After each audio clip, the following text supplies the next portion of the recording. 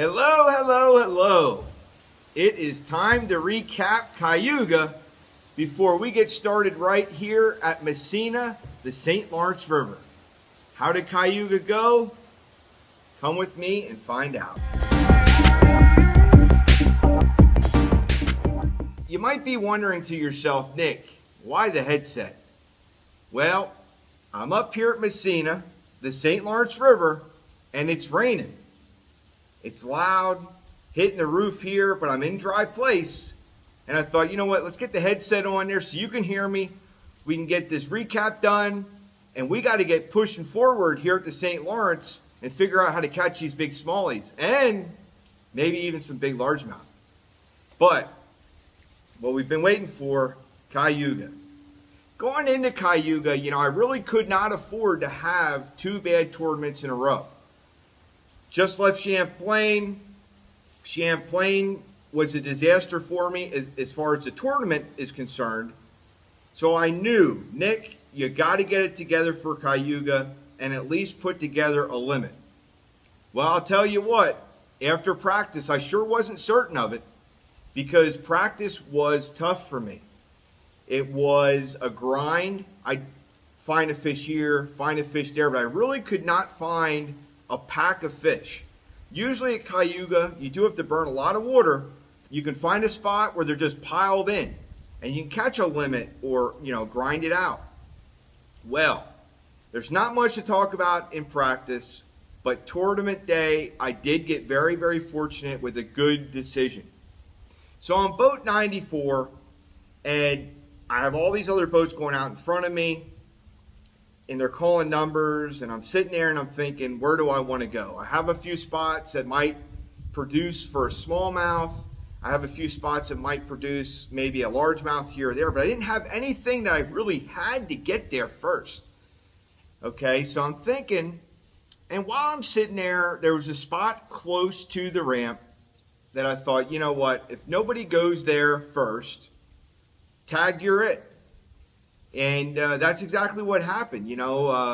I did not leave far from the ramp. I got on a little area and I caught a quick limit. I mean a quick limit. I had a limit about an hour and a half, maybe not even. And to tell you that was going to happen in the tournament, no. I didn't pre-fish these areas. I just seen something I wanted to fish. And I went with my instincts, which is bass fishing 101. Fish your gut, right? And that's what I did. And I picked something that I wanted to fish. I fished it, and I caught fish. And, this time it worked out. But the rest of the day was a grind. I had another great co-angler. Awesome. And he caught some nice fish. I mean, he should have had three 3-pounders. Easy. It just, one jumped out of the water and spit the hook out. That's how it goes. But I did not catch any fish after my morning flurry until afternoon. It was after lunchtime when I caught a couple more fish and called and things like this. It really took me a while to find what I was looking for and how to get these fish to bite.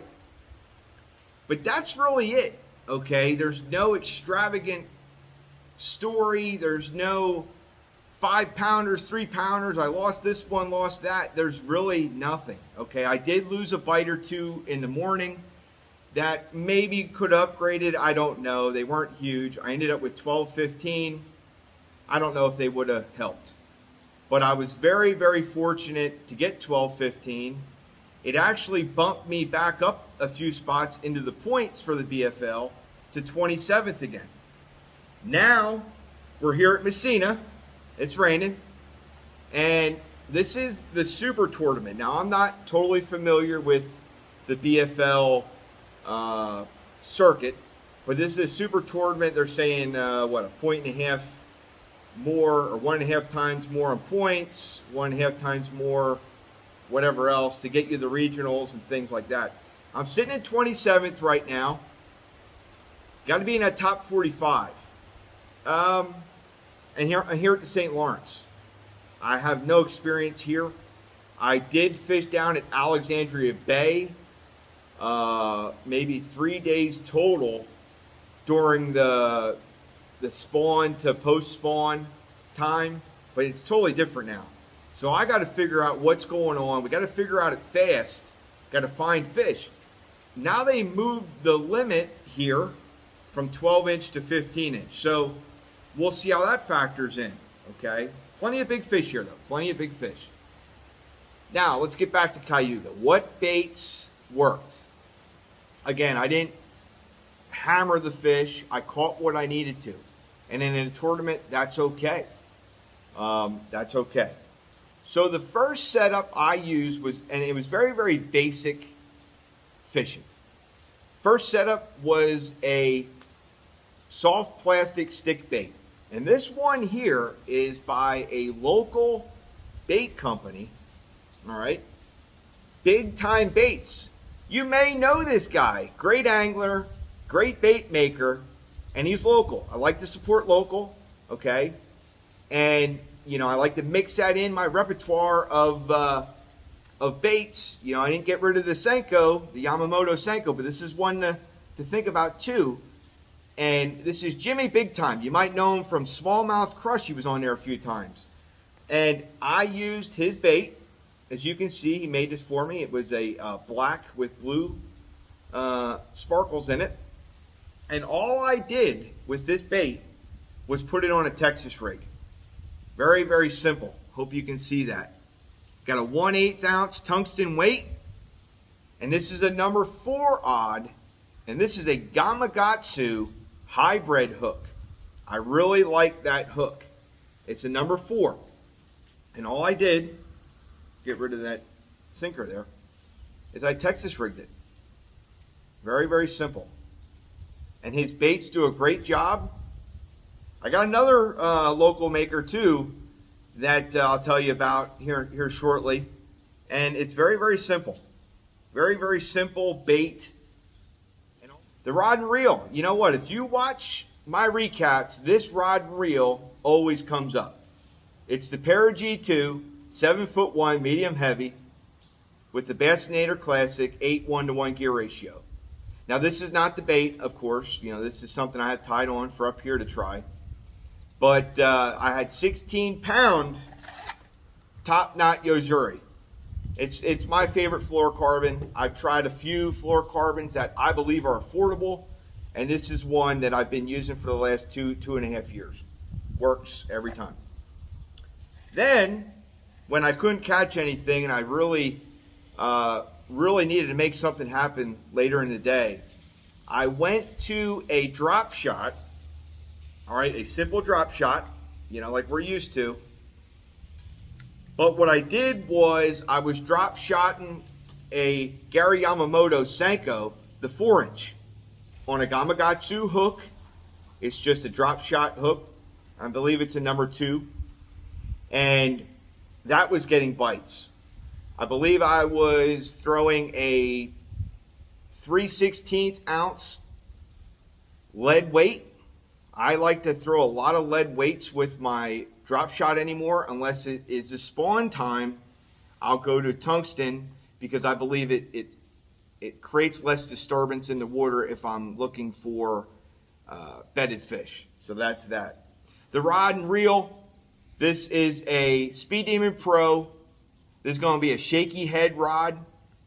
And this is not the reel I had on it. This is a Speed Demon Pro that I'm trying out up here at the St. Lawrence. But I had a Sharky 3, a 3000 series. And I had 12-pound KASTPRO braid to a 8-pound fluorocarbon leader. Again, the TOPKNOT that I showed you. And that's basically what I caught my fish on. All right, my partner, you know, he was using some different finesse techniques as well. And he keyed me in on a few things as well. Because even when I fish finesse techniques, I use them a little bit faster than most. So I had to slow down a little bit. Gotta slow down, Nick. Slow down, Nick. But that's pretty much it for the baits and everything here. Now it's time to move on to the St. Lawrence River. And I'm really excited about this tournament, mostly because there's nothing like coming up where there's world-class smallmouth. It will be a little bit tougher because we have a Bassmaster Open going on Thursday, Friday into Saturday. Only top 10, I believe, will fish Saturday from the tournament. And then we fish Saturday, Sunday. And a lot of these guys use the whole river anyways.